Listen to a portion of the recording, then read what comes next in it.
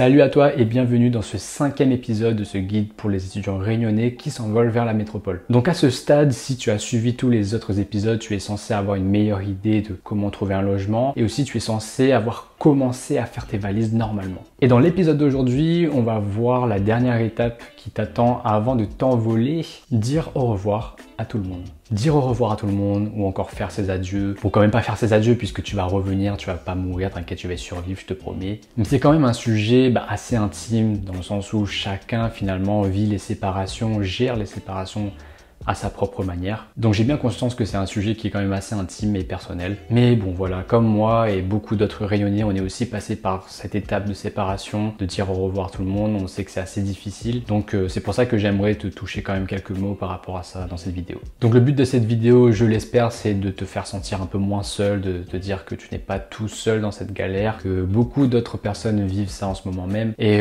j'espère que voilà, tu te sentiras un peu mieux après cette vidéo ou que tu regarderas les choses sous un autre angle. Donc on va respirer un bon coup et on y va pour le premier conseil.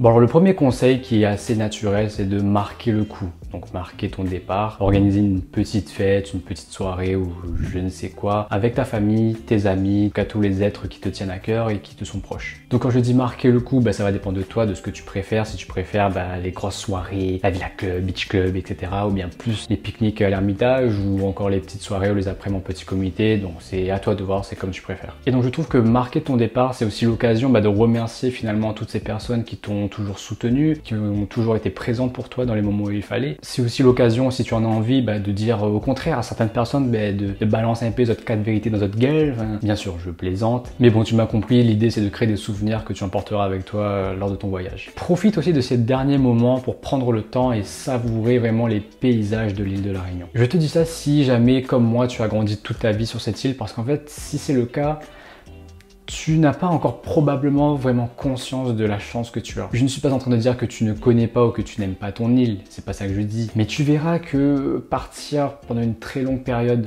loin de ton île, surtout dans un pays qui n'a, on va dire, rien à voir quand même. Disons qu'il y a énormément de choses qu'on a pris pour acquis en fait avec l'habitude et ces choses dont tu regretteras de ne pas avoir assez profité quand tu étais à La Réunion. Genre juste le fait de voir la mer, de pouvoir s'y baigner, que l'eau est tiède, tu vois, ou même aller dans les montagnes, faire des randonnées, tout ça. Genre moi par exemple depuis que j'ai quitté La Réunion, mais à chaque fois que j'y reviens, c'est moi le plus gros touriste en fait. Enfin bref, c'est quelque chose que je te laisserai redécouvrir par toi-même, mais en tout cas voilà, le conseil que je te donne, c'est de profiter au maximum de ton île. Alors il se pourrait aussi que avant ton départ, tu commences à te sentir un peu coupable, de ressentir un sentiment de culpabilité. Se sentir coupable de quoi? D'abandonner tes proches peut-être, de t'éloigner de tes grands-parents qui vieillissent, ou même d'abandonner certaines relations pour pouvoir continuer tes projets. En fait tout simplement de penser à toi. Parce que voilà, je ne vais pas te le cacher, mais même si tu promets à beaucoup de personnes de rester en contact avec elles, de les revoir et que rien ne va changer entre vous, si, il y a des choses qui vont changer. Donc si jamais voilà, tu ressens ce sentiment un peu de culpabilité de quelque part abandonner tes proches,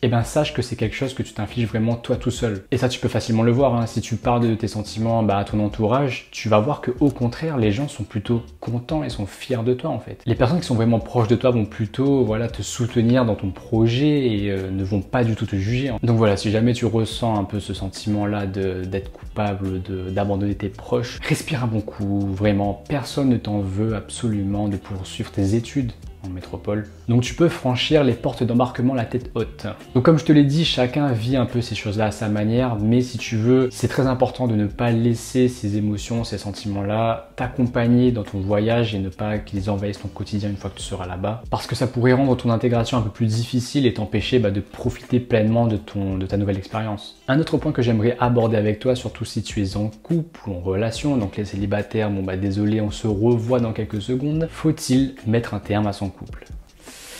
Voilà, c'est fait, j'ai posé la question, voilà, c'est bon. Je sais, c'est un sujet tellement intime, personnel, sensible, mais je ne peux pas ne pas en parler. Donc toi, tu t'envoles pour la métropole pour continuer tes études, mais au caf ou bien au caf, nigé, pas sans mou, est-ce que tu dois largayate, est-ce que qu'est-ce qu'il faut faire? Avant d'entrer plus dans les détails, je tiens à préciser que je ne connais absolument pas ni ton copain ou ta copine, ni l'histoire de ton couple, ni ta situation amoureuse ou quoi, donc je ne me permettrai jamais vraiment de prendre des décisions à ta place, bien sûr, j'espère que tu as compris ça. Hein. Je dis surtout ça pour te rappeler que c'est toi qui es responsable de ça, d'accord? Je ne me mets pas dans tes histoires. En fait, je veux pas avoir de messages type oui, tu parles, mon gars ou mon copine a gâteau vidéo, c'était à bord à moi à cause de vous. Non, je me dédouane de tout ça. En tout cas, ce qui est sûr, c'est que le combo un peu de distance, de décalage horaire et de vie étudiante, ça va mettre à l'épreuve ton couple. Ça, c'est sûr. Donc dans tous les cas, de toute façon, ça va être un peu difficile. Donc soit c'est la séparation douloureuse, ou soit c'est entamer une relation à distance. Il faut absolument que toi et ton partenaire, vous parlez de ça, vous mettez les choses au clair, évidemment. Est-ce vraiment possible de mener une relation amoureuse passionnée, d'amour et d'eau fraîche à distance? Évidemment que oui, c'est possible. Je connais même beaucoup de couples qui ont traversé ces choses-là et qui en sont ressortis même plus forts. C'est pour ça, comme je te l'ai dit, moi je ne connais absolument pas ton couple ou ton histoire d'amour, donc voilà, je ne me prononce pas du tout. Seulement voilà, si vous décidez de rester ensemble et de faire une relation à distance, beaucoup de choses vont changer. Vous allez tous les deux faire un pas quelque part dans l'inconnu. Et quand on arrive dans une terre inconnue, qu'est-ce qu'on fait? On communique. La communication, c'est la clé. Communiquer, ça veut dire que déjà, tu peux tout lui dire, tu vois, genre tout ce que tu ressens, voilà, ça va te libérer d'un poids et ça va montrer que vous pouvez parler de tout et ça va quelque part montrer que vous vous faites confiance. Ensuite, ça permet d'établir des repères, se fixer des règles, combien de fois par semaine vous allez vous appeler, c'est quoi la prochaine date où vous allez vous retrouver, ce genre de choses. Et bien sûr, mettre les choses au clair dès le début pour éviter les messages du type oui, c'est que l'espèce de notre story là, enfin toutes les choses qui pourront gâcher un peu ton aventure. Donc voilà, je n'ai pas trop m'éparpiller non plus, je vais m'arrêter là, mais voilà tout ce que j'avais à te dire sur ce point. En attendant, je t'invite à visiter le blog loin-la-case.com, un blog où je publie régulièrement des articles qui expliquent des sujets comme celui-ci de manière beaucoup plus détaillée. Quatrième point, comment faire face aux critiques. Il se peut que lorsque tu annonces ton départ, que ce soit ton entourage, tes amis, ta famille ou bref, peu importe, tu pourrais peut-être, probablement, il y a des possibilités que tu sois un peu surpris par certaines remarques. Ces remarques peuvent être un peu troublantes, tu vois, pas méchantes, mais négatives ou décourageantes en tout cas. Ça peut être par exemple des non, on n'a rien à faire là-bas, notre place est à La Réunion, pourquoi tu t'en vas? Ou moi je connais d'autres gens, ils ont pas tenu, tu verras, tu vas craquer pareil. Si jamais tu fais face à ce genre de commentaires, rappelle-toi tout simplement que ces personnes-là ont vécu des choses, ont entendu des choses, ont vu des choses qui font qu'elles tirent ce genre de conclusion. Mais est-ce que ces personnes ont raison? Est-ce que ce sera forcément ton cas aussi?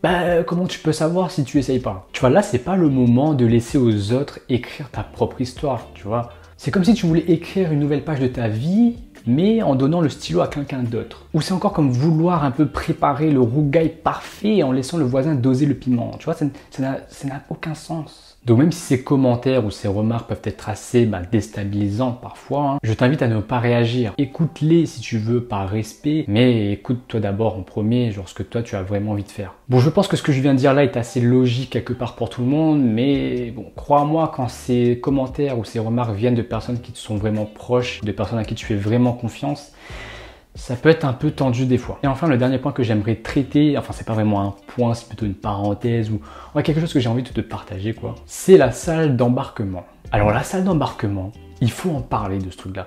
Vraiment, pour les étudiants réunionnais qui s'envolent un peu vers la métropole ou ailleurs pour continuer leurs études, la salle d'embarquement, pour moi, c'est un lieu qui est symbolique. Genre là, tu vois, je ferme les yeux et je peux encore visualiser parfaitement à quoi ressemble cette salle d'embarquement de l'aéroport Roland-Garros là, avec ses samoussas au prix trop cher, la bonne voleur là. En fait, cette salle d'embarquement, je la vois vraiment comme un lieu de checkpoint un peu, tu vois, un lieu où quand tu y es, tu vois, tu refais un point sur toute ta vie. Donc je prends mon exemple, mais la première fois que j'ai traversé cette salle d'embarquement pour pouvoir continuer mes études en métropole, comme beaucoup d'autres étudiants réunionnais, frère, j'ai chialé. Voir sa mère pleurer, voir les autres étudiants aussi embrasser leur famille et tout, tous en larmes et tout, là, de se dire que ça y est, l'heure est venue, on va décoller. Donc voilà, je ne vais pas jouer le mec un peu cœur de pierre ou quoi, non.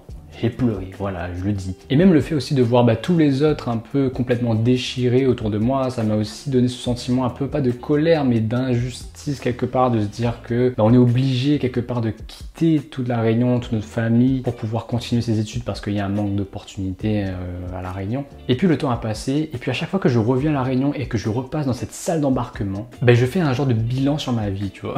Bon, dire au revoir à mes parents, c'est toujours douloureux, mais je sais pas, quelque chose a changé en fait. D'abord, j'ai changé, mes proches aussi ont changé, mon île de la Réunion aussi a changé. Donc après tout ça, je crois que ça s'appelle la vie, tu vois, genre c'est un concept un peu mystérieux, un peu bizarre, tu vois, mais bon, c'est assez drôle en vrai. Mais si tu veux, à chaque fois que je repasse dans cette salle, je vois que j'ai clairement évolué et que maintenant c'est à moi, c'est moi de regarder tous les autres nouveaux étudiants comme toi en train de pleurer dans la salle. Tu pleures, pleure, ça fait du bien.